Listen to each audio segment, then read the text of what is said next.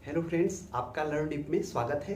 आज हम लोग ज्योग्राफी के अगले अध्याय को देखेंगे, जिसमें हम लोग जानेंगे प्राकृतिक वन और वनस्पति के बारे में पढ़ेंगे तथा इसमें हम लोग जानेंगे कि भारत के भूभाग पर कितने % पर पर्वतीय वन है, पतझड़ वन है, सदाबहार वन है। उन सभी यानी प्राकृतिक वन और वनस्पति से रिलेटेड जो भी एग्जाम में प्रश्न पूछे जा सकते हैं, उन सभी बिंदुओं पर चर्चा करेंगे। तो आइए हम लोग देखते हैं प्राकृतिक वन या वनस्पति। प्राकृतिक वनस्पति यानी वनस्पति क्या होता है? पौधों के समूह को ही वानस्पति कहते हैं। और प्राकृतिक वनस्पति में वे पौधे सम्मिलित होते हैं जो मानव की सहायता के बिना जंगली अवस्था में उगते हैं तथा वे अपने संरचना और पदार्थों को परिवर्तन करके वह प्राकृतिक के पर्यावरण के अनुकूल बना लेते हैं। वही प्राकृतिक वनस्पति कहलाते हैं।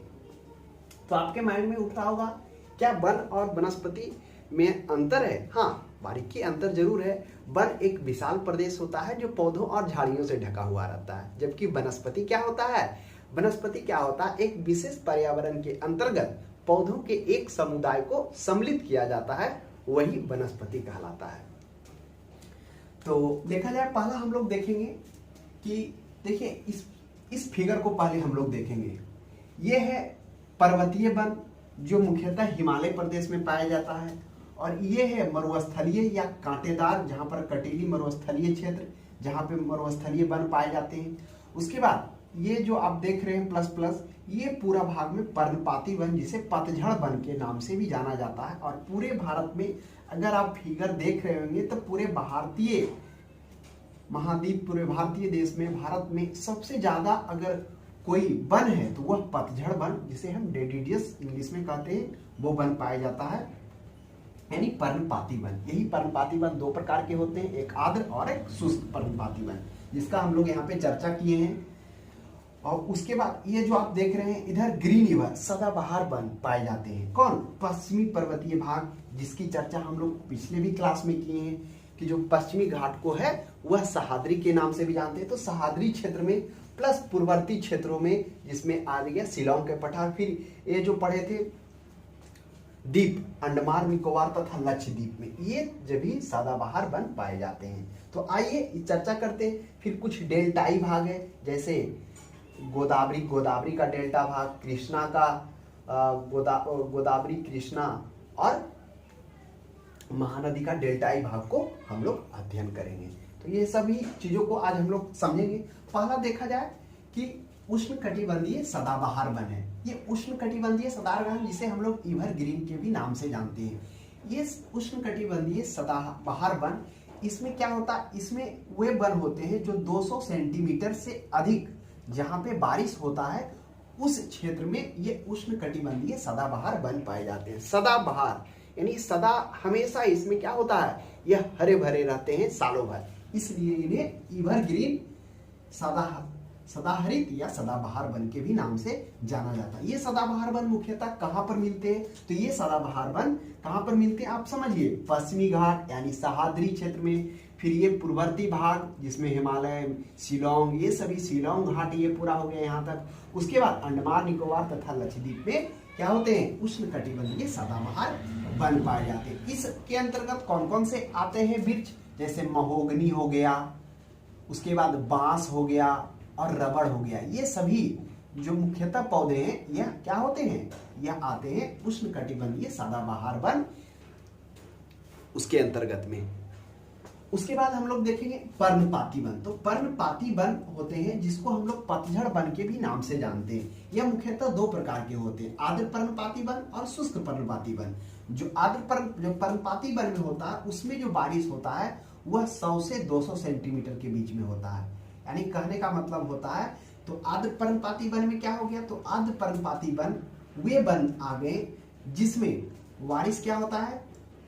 100 सेंटीमीटर से 200 सेंटीमीटर के बीच में होता है, वो आर्द्र पर्णपाती वन के नाम से जाना जाता है। और यही आर्द्र पर्णपाती वन को क्या कहते हैं? Monsoon one.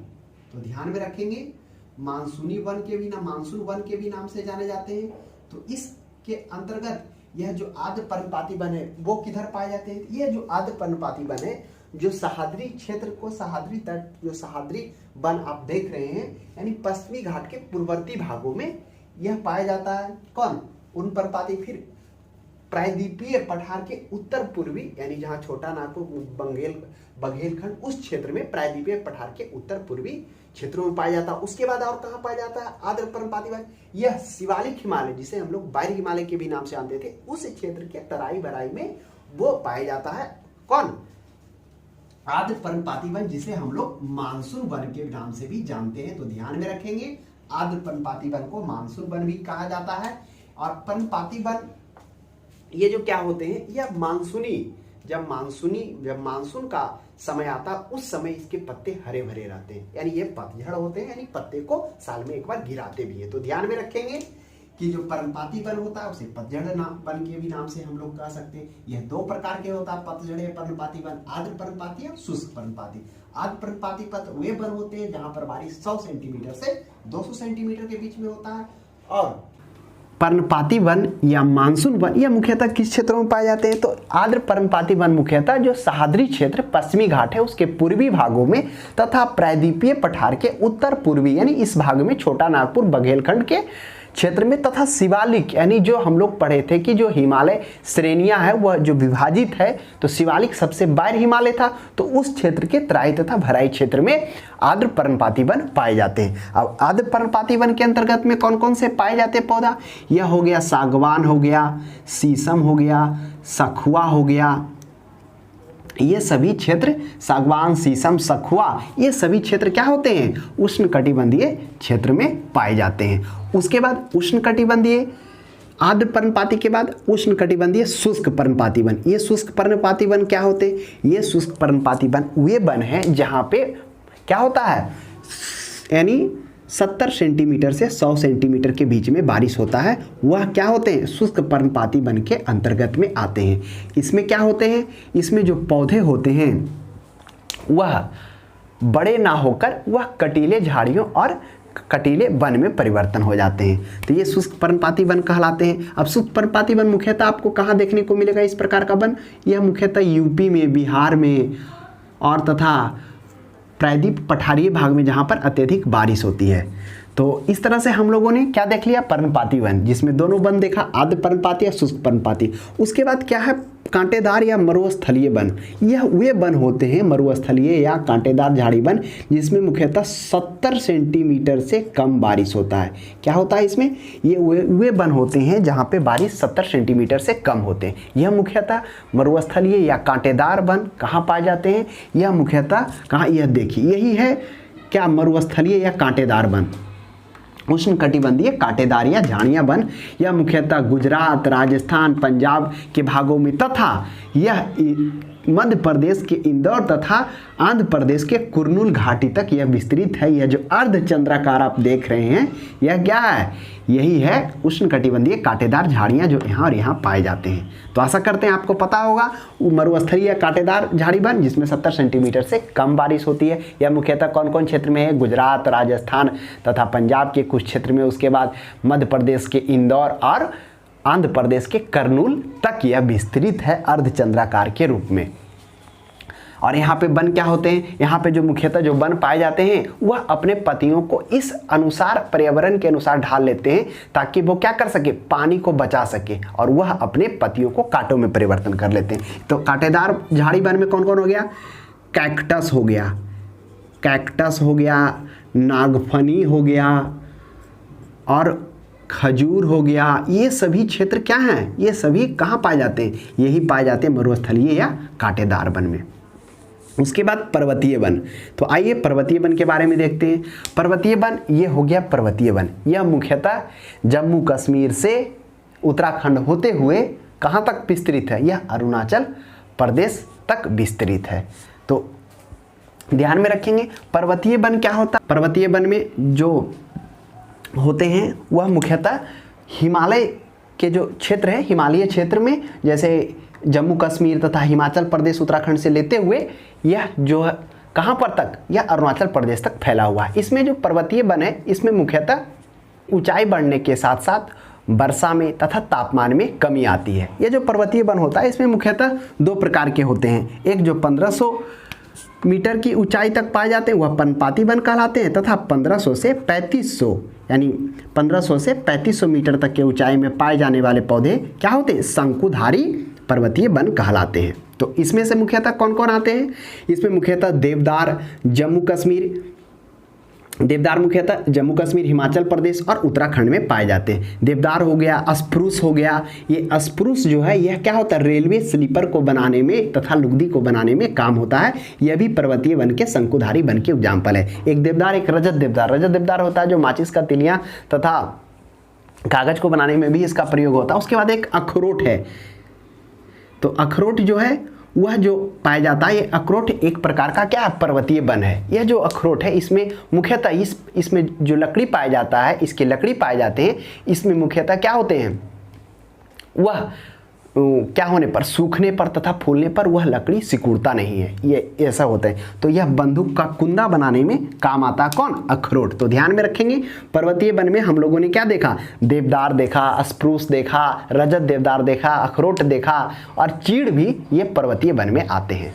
तो शंकुधारी वन इसलिए होते हैं क्योंकि देखिए पर्वतीय वन मुख्यतः जो 1500 मीटर से 3500 मीटर की ऊंचाई पर पाए जाते हैं वह शंकुधारी होते हैं, क्योंकि वह पर्यावरण के अनुसार अपने आप को इस प्रकार से अनुकूल कर लेते हैं कि अगर बर्फीली हवा चल रहा है, बर्फ गिर रहा है, तो वह बर्फ क्या हो, वृक्ष पर ना अटके तथा वह ससर कर क्या हो, यहाँ से खिसक कर नीचे आ जाए, ताकि वो क्या कर सके, पर्यावरण में अपने आप को एडजस्ट कर सके। तो इस प्रकार से वहाँ पर पर्वतीय जो वन होते हैं शंकुधारी प्रकार के क्या पाए जाते हैं, वन पाए जाते हैं, शंकुआकार आकृति के, ताकि उस पर बर्फ का क्या हो, अटक नहीं पाए।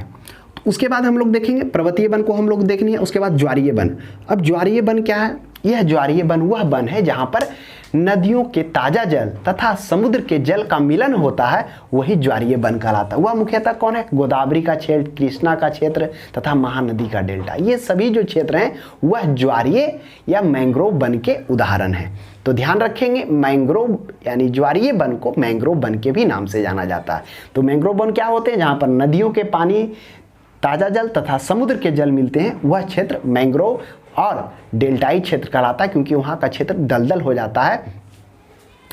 तो इसमें मुख्यतः कौन कौन से होते हैं जो पौधे पाए जाते हैं, सुंदरी, इसकी चर्चा हम लोग पिछले भी क्लासों में किए थे कि सुंदरी क्या है, इसी के सुंदरी वनस्पति पौधे के नाम पर ही सुंदरबन डेल्टा पड़ा, क्योंकि ये तेजी से बढ़ने वाला वनस्पति है। उसके बाद कैजोरीना तथा केवड़ा, ये सभी ज्वारीय वन के उदाहरण है। तो ज्वारीय वन को एक और अनूप वन के भी नाम से जाना था। अनूप वन इसलिए क्योंकि क्या होता है, जब नदियों का जल समुद्र जल से मिलता है तो एक अनूप का वहाँ पे निर्माण होता है, इसलिए उसे क्या, ज्वारीय वन को अनूप वन के भी नाम से जाना जाता है। तो इस तरह से हम लोगों ने यहाँ पे देख लिया, क्या क्या देखा, हम लोगों ने देखा उष्णकटिबंधीय सदाहरित वन जो मुख्यतः सहाद्री क्षेत्र तथा पूर्वी क्षेत्रों में, शिलोंग घाटों में, अंडमान निकोबार लक्षद्वीप में पाए जाते हैं। फिर हम लोगों ने क्या देखा, पर्णपाती वन पाए जाते हैं जो मुख्यतः दो प्रकार के होते हैं, कौन कौन, आर्द्र पर्णपाती या शुष्क पर्णपाती। आर्द्र पर्णपाती को मानसून वन के भी नाम से जानते हैं, शीशक, सागवान, सखुआ, बांस इत्यादि पाए जाते हैं। उसके बाद हम लोगों ने क्या देखा, शुष्क पर्णपाती वन। शुष्क पर्णपाती वन में क्या होता है, जिसमें 70 से 100 सेंटीमीटर के बीच बारिश होता है, मुख्यतः यूपी, बिहार और पर्वतीय और किस क्षेत्र में, प्रायद्वीपीय पठार के उत्तर पूर्वी भाग में, तथा यह जो होता है कौन वन, शुष्क वन प्रायद्वीपीय पठार में पाया जाता है। तो ध्यान में रखेंगे। और अर्ध पर्णपाती वन कहाँ हम लोग देखा था, कहाँ पाए जाते हैं, यह मुख्यतः सहाद्री के पूर्वी भाग, उत्तर पूर्वी प्रायद्वीपीय के उत्तर पूर्वी पठारी भाग तथा शिवालिक के क्षेत्र में यह पाया जाता है। उसके बाद हम लोगों ने क्या देखा, कांटेदार वन या स्थलीय वन जो मुख्यतः गुजरात, राजस्थान और पंजाब और इधर इंदौर और आंध्र प्रदेश के कर्नूल तक पाए जाते हैं। उसके बाद पर्वतीय वन देखा, ज्वारीय वन। अब हम लोग देखते हैं कि वनों को और किस प्रकार से वन या वनस्पति को विभाजित किया गया। तो मुख्यतः प्रशासन के आधार पर, प्रशासनिक आधार पर वनों को 3 प्रकार से विभाजित किया गया। क्या है, एक आरक्षित वन, संरक्षित वन और अवर्गीकृत वन। आरक्षित वन क्या होता है, रिजर्व वन, ये वैसे वन होते हैं जो क्या होते हैं, बिल्कुल सरकार के अंडर में होते हैं, यानी सरकार के रिजर्व में होते हैं, वे वन को आरक्षित वन कहते हैं। इस वन में मानव गतिविधि को रोका जाता है, यानी इस जो आरक्षित वन होते हैं, इस वन के अंतर्गत में मानव जब अपने ईंधन के लिए जो लकड़ियां चुनकर लाते हैं, वह गतिविधि को रोका जाता है तथा मवेशियों को चराने के लिए यहाँ पे छूट नहीं होता है। तो इसमें क्या क्या आता है, लकड़ी इकट्ठा करना तथा मवेशियों को चराने से प्रतिबंध लगाया जाता है और बिल्कुल किसके अंडर में होता है, यह सरकार के अंडर में बहुआरक्षित वन रिजर्व फॉरेस्ट कराता है। और संरक्षित वन वे वन होते हैं जो क्या होते हैं, वह सरकार के अंडर में तो होते ही होते हैं, लेकिन इसमें क्या होता है, मानव गतिविधि जैसे लकड़ियों का इकट्ठा करना, ईंधन के लिए लकड़ियों को इकट्ठा करना तथा मवेशियों को चराने का छूट दिया जाता है। तो ये संरक्षित वन हो गया। संरक्षित वन में जो पूरे भारत में 29% भागों पर है, और आरक्षित फॉरेस्ट की बात की जाए पूरे 53% में बात है। उसके बाद होता है एक अवर्गीकृत वन। वैसे वन होते हैं जो सरकार के संरक्षण में नहीं होते हैं, वो बिल्कुल मानव गतिविधि के लिए छोड़ दिया जाता है, जिसमें मानव क्या कर सकते हैं, लकड़ी चुन सकते हैं, लकड़ियों को काट सकते हैं तथा अपने उपयोग के लिए यूज कर सकते हैं। तो इस तरह से हम लोगों ने प्रशासनिक आधार पर वनों को 3 प्रकार से बांटा गया। कौन कौन देखें हम लोग, आरक्षित वन जो बिल्कुल सरकार के अंडर में होता, ना ही उसमें मवेशियों को चराने तथा लकड़ी को इकट्ठा करने का छूट दिया जाता है। और दूसरा हम लोगों ने संरक्षित वन देखा जो सरकार के संरक्षण में होता ही होता है, लेकिन लकड़ियों को इकट्ठा करने तथा मवेशियों को चराने का छूट दिया जाता है, किसमें, संरक्षित वन में। और अवर्गीकृत वन में जो पूरे मानव गतिविधियों के लिए छोड़ दिया जाता है, उसमें लकड़ी को काट सकते हैं, मतलब ईंधन के लिए इकट्ठा भी कर सकते हैं, मवेशियों को चरा सकते हैं। यह पूरे भारत में 18% भाग में है। तो ये प्रशासनिक आधार पर एक संवैधानिक अधिकार पर भी क्या गया, वनों का वर्गीकरण किया गया। वह कौन कौन सा है, संवैधानिक आधार पर 3 प्रकार से है। एक है राज्य वन, और दूसरा है वाणिज्य वन, और एक है निजी वन। तो ये 3 प्रकार से संवैधानिक आधार में। राज्य वन में वे वन हैं जो क्या है, सरकार, केंद्र सरकार और राज्य सरकार के अंडर में आते हैं। इसमें क्या होता है, यह बिल्कुल सरकार के संरक्षण में होते हैं। और वाणिज्य वन वे वन होते हैं जो क्या होते हैं, स्थानीय निकाय, जैसे हो गया नगर पालिका हो गया, नगर पंचायत हो गया, इन सब के अंडर में, स्थानीय निकायों के अंडर में आता है। और निजी वे वन हो गए जो बिल्कुल मानव गतिविधियों के लिए छोड़ दिया जाता है और इसका मनुष्य अपने उपयोग अनुसार यूज कर सकते हैं। तो इस तरह से हम लोगों ने देख लिया प्रशासनिक आधार पर, संवैधानिक अधिकार पर वनों का वर्गीकरण। उसके बाद राष्ट्रीय वन नीति, सबसे पहली बार राष्ट्रीय वन नीति कब लाया गया था, वह लाया गया था 1855 ईस्वी में लॉर्ड डलहौजी के शासनकाल में। अगर प्रश्न पूछ दिया जाए कि सबसे पहली बार वनों के संरक्षण हेतु वन संरक्षण नीति कब लाया गया था, वह लॉर्ड डलहौजी के 1855 ईस्वी में लाया गया था। उसके बाद स्वतंत्रता प्राप्ति के बाद 1952 ईस्वी में लाया गया। फिर इसमें संशोधन कर क्या किया गया, जो 1952 में लाया गया था उसी में संशोधन कर 1988 ईस्वी में क्या किया गया, राष्ट्रीय वन नीति को लाया गया। तो ध्यान में रखेंगे। उसके बाद वन संरक्षण अधिनियम, वन संरक्षण अधिनियम वनों के संरक्षण हेतु जो भारत सरकार द्वारा नियम बनाया गया वह 1980 ईस्वी में भारत के सभी राज्यों के लिए, सिर्फ जम्मू कश्मीर को छोड़कर क्या किया गया, बाकी सभी राज्यों के लिए वन संरक्षण अधिनियम को लाया गया। तो ध्यान में रखेंगे, प्रश्न कभी कभी यहां से भी पूछ जाता है, राष्ट्रीय वन नीति कब लाया गया स्वतंत्रता प्राप्ति के बाद, फिर वन संरक्षण अधिनियम कब लाया गया सबसे पहली बार भारत में, तो सबसे पहली बार 1855 ईस्वी में लॉर्ड डलहौजी के शासनकाल में सबसे पहली बार लाया गया था। फिर यही इसके बाद इसमें एक और संशोधन हुआ था 1868-75 के आसपास में, तो फिर वो स्वतंत्रता प्राप्ति के बाद 92 बना। तो इस प्रकार से हम लोगों ने भारतीय वन तथा वनस्पति के बारे में अध्ययन किया तथा हम लोगों ने जाना कि भारत के किस किस क्षेत्र में कौन कौन से वन पाए जाते हैं। एक बार चीज़ों को रिकॉल कर लेते हैं। सबसे अत्यधिक भारत के क्षेत्रों में कौन सा, पर्णपाती वन, वो 2 प्रकार के, आर्द्र पर्णपाती और शुष्क पर्णपाती। आर्द्र पर्णपाती को मानसून वन के नाम से भी जाने जाते हैं। यह मानसून वन के अंतर्गत में कौन कौन आते हैं, सागवान, सखुआ, शीशम, रबड़, ये सभी आते हैं। उसके बाद हम लोगों ने क्या देखा, सदाबहार वन। सदाबहार मुख्यतः कहाँ, पश्चिमी घाट में तथा शिलोंग घाट में तथा अंडमान निकोबार लक्षद्वीप समूह में पाए जाते हैं। इसके अंतर्गत महोगनी हो गया, बांस हो गया, ये सभी आते हैं किसके अंतर्गत में, सदाबहार वन के। जो क्या होते हैं, सदाबहार यानी पूरे साल भर उनकी पत्तियां हरा भरा रहता है। और जो पतझड़ वन या क्या होते हैं पर्णपाती, पतझड़ का मतलब ही है कि क्या हो रहा है, पत्ते झड़ रहे हैं। वो मानसून ऋतु में वो उसके पत्ते हरे भरे रहते हैं और साल में एक बार गिराते हैं। उसके बाद हो गया हम लोगों ने कांटेदार वन देखा। उसके बाद क्या देखा, पर्वतीय वन देखा। जो पर्वतीय वन मुख्यतः कहाँ होते हैं, पूरा हिमालय भाग में, जम्मू कश्मीर, हिमाचल प्रदेश, उत्तराखंड से लेकर अरुणाचल प्रदेश तक फैला हुआ है। इसमें हम लोगों ने देखा क्या क्या, देवदार होता है। उसके बाद तो आज हम लोगों ने प्राकृतिक वन तथा वनस्पति, इससे रिलेटेड जो भी महत्वपूर्ण प्रश्न पूछे जा सकते थे उन सभी बिंदुओं पर चर्चा की तथा समझे कि किस प्रकार से भारत में वनों की स्थिति है, किस किस क्षेत्र में कौन कौन से वन पाए जाते हैं। तो हमारे क्लास को देखने के लिए धन्यवाद। आशा करते हैं आपको समझ में आया होगा। अगर कहीं डाउट हो तो कमेंट बॉक्स में आप कमेंट करके पूछ सकते हैं। आज के लिए इतना ही, अब हम लोग अगले क्लास में मिलते हैं।